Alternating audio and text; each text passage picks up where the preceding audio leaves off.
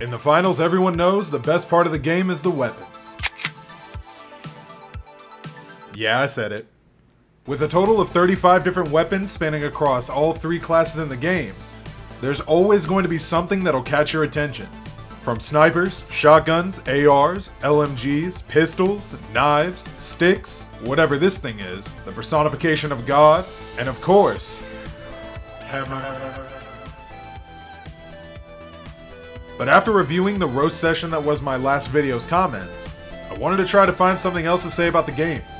But after a while of me playing through Season 7 and getting dumpstered in every match I queue in, it finally hit me. What is the worst weapon in the finals?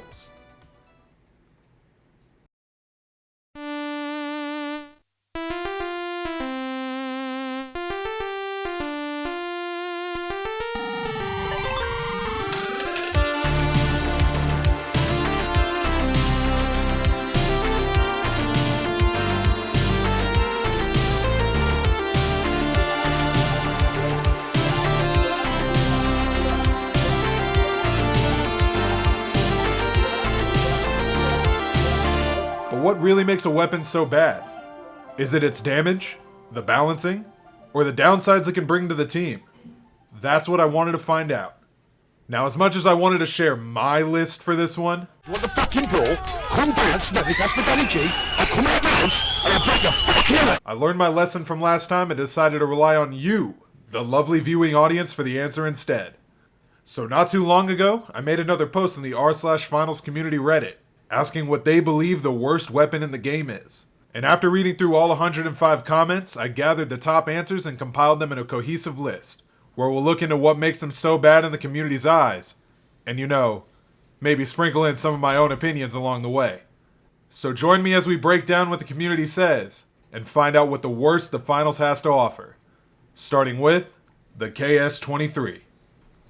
A 6-round slug shotgun that does 100 damage to the body, and has the added bonus of tearing down walls like a depressed construction worker. Now I think that's a pretty solid foundation for a weapon. However, most players I've seen comment on this weapon find it to be a mixed bag between useful and useless, either praising it for its overall damage and effectiveness for cash out denial, or complaining that its damage just isn't enough to make any positive difference.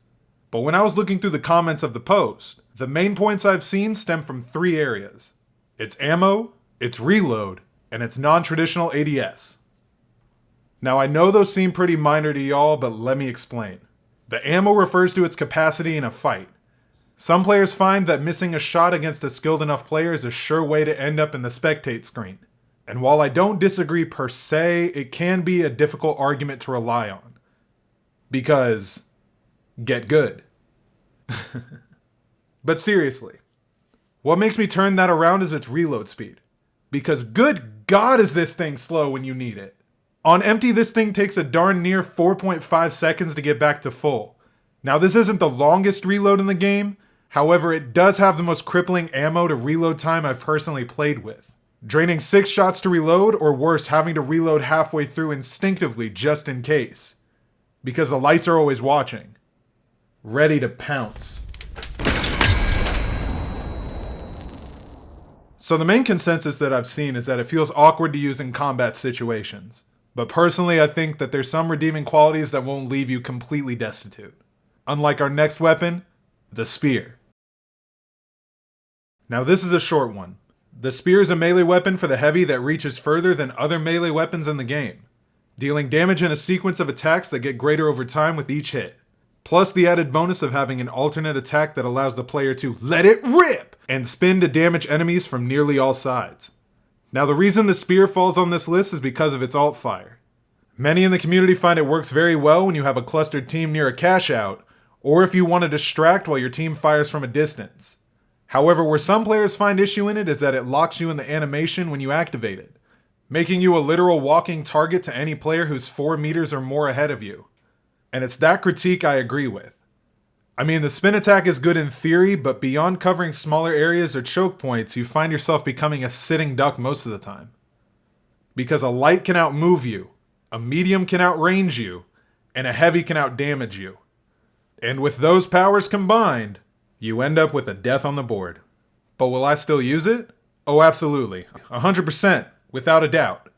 Now, to be fair, the spear doesn't have the same impact that most other melee weapons have, especially in its own class.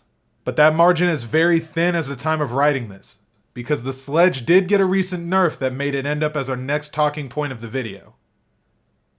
Now, the newest patch to the sledge introduced to the game is 7.6.0, a rework to the sledge that changed two things to its primary fire. First, they increased the outer width of the primary's attack hit sweep by around 80% so that it better matches the weapon's animations. And secondly, they decreased the inner width of your hits that's nearest to the camera so it prevents hitting objects just outside your FOV, claiming it makes the weapon slightly more reliable overall. However, that second fix led to an unexpected issue, in that it causes players to have phantom swings on their confirmed hits, meaning that even though you're in range, staring at a player, and absolutely ready to send them to the lobby, your hit just counts as a miss for absolutely no reason. And it's not just a problem for casuals. Even in the competitive scene, the #1 current ranked sledge user posted his rant on Reddit, saying how the TTKs are already razor thin for the sledge to kill any enemy without dying, and lamenting that it feels like Super Cashball is the only place to play sledge until it's fixed. And it seems like a ton of people agree with him, sharing similar stories and complaints throughout the thread, me being one of them. Now, don't get me wrong, I personally love the sledge. It's one of my all-time favorite weapons in the game. Heck, I've even made a whole character dedicated to that specific build. Shout out Moo Man. But this current patch has made it almost impossible for even me to enjoy it to its fullest. But even with this fall from grace, it's still not as bad as our next weapon, the dual blades. Man, y'all really hate melee weapons, huh? For those who don't know, the dual blades are a melee weapon for the medium class that deal contact damage as well as ricochet any incoming damage back to opponents while using its defensive alt fire. As well, its alt fire reduces all damage taken when activated, allowing you to push up or push back without any incident. Sometimes. Now, with that out of the way, you really all had a lot to say about the dual blades. Whether it's their counters, slower attack speed, lower range, or their screwy melee assist, y'all commented so much about this one. However, the one complaint I've heard most comes from its ineffectiveness at higher elo competitive play. Pretty much stemming from the fact that at a higher skill ceiling, you just can't compete with the gun skill or communication that other teams have. And that's true, because the simple fact stands true in almost every case. Gun beats blade. But mostly only when the person holding the gun is better at aiming than you. However, there is one weapon that's surprisingly on this list that turns that saying around completely. And that's the Dagger. Now, before you all go running into the comments and hit me with your, actually, the Dagger is the best weapon in the game, and you are wrong and stupid, and I don't like you. I have to say that this one is on here for a specific reason that I and one specific commenter agree with. Different from the other normal talking points I've said, like its damage or its counters, the reason this weapon is difficult is due to its learning curve for newer players. But what about the backstab meta?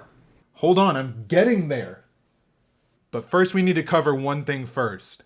By having a lower health pool with a higher damage potential to outclass everyone in a match, you can easily rank the Light as a more top tier class for those experienced and know how to use it. But when you drop a newer player into that environment, it's just too difficult to match up, especially with the Dagger in hand. It just makes the Dagger seem worthless by comparison.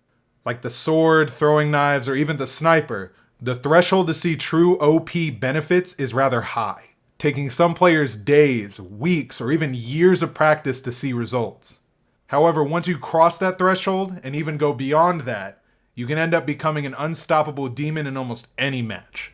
So in conclusion, the Dagger isn't necessarily a bad weapon, but it's the perception that can paint it and others in a bad light. But if you think the Dagger is difficult, the next weapon we have is one of the most hard to use weapons that makes playing the medium a struggle fest of maximum proportions. And that weapon is the Cerberus! Just kidding, it's the model. Now the main opinions I've seen on the model is just like the weapon itself. Hit and miss. With some praising it, saying it's the most balanced we've ever seen it, or shouting it's the greatest disgrace for the medium so far. But the most vocal comments I've seen stem mainly from its damage. Now, touted as the working man's gun, the model's damage is a 12-point damage spread across 9 individual pellets covering an X-style pattern on each individual shot, making it do a grand total of 108 points of damage. However, that damage only works if all pellets hit an enemy. Now you know I, and as well as anyone who has picked up the model before knows, that the spread doesn't work in moderate, heck even sometimes close ranges. I mean, just look at this example from Left on Infrared, who despite being in perfect range and centered targeting, for the most part, still doesn't eliminate an opponent after firing 6 shots. Now some say the solution to this problem is to only use hipfire, so it can provide a better support overall. But even with that, I think there's a very simple solution to this problem.